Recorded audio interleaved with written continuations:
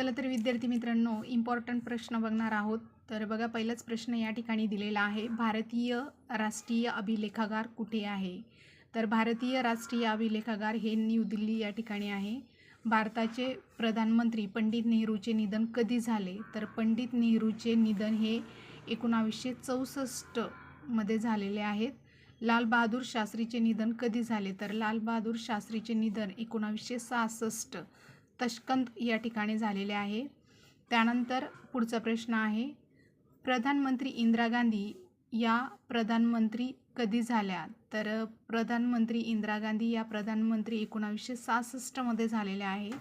प्रधानमंत्री इंदिरा गांधीने किती बँकेचं राष्ट्रीयकरण केलं? तर 14 बँकेचे राष्ट्रीयकरण केलेलं आहे.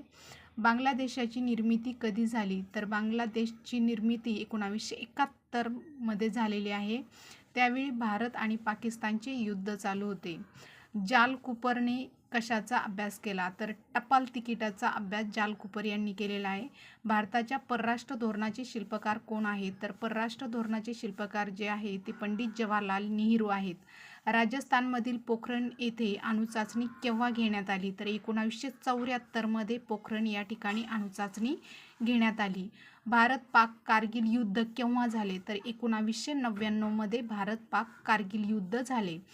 हरित क्रांतीचे जनक कोण आहे? तर डॉक्टर M.S. स्वामीनाथन हे हरित क्रांतीचे जनक आहे. धवल क्रांतीचे जनक कोण आहेत? तर डॉक्टर वर्गीस कुरियन हे धवल क्रांतीचे जनक आहे. भारताचा अणुशक्तीचा पाया कोणी घातला? तर डॉक्टर होमी भाभा यांनी भारताच्या अणुशक्तीचा पाया घातला.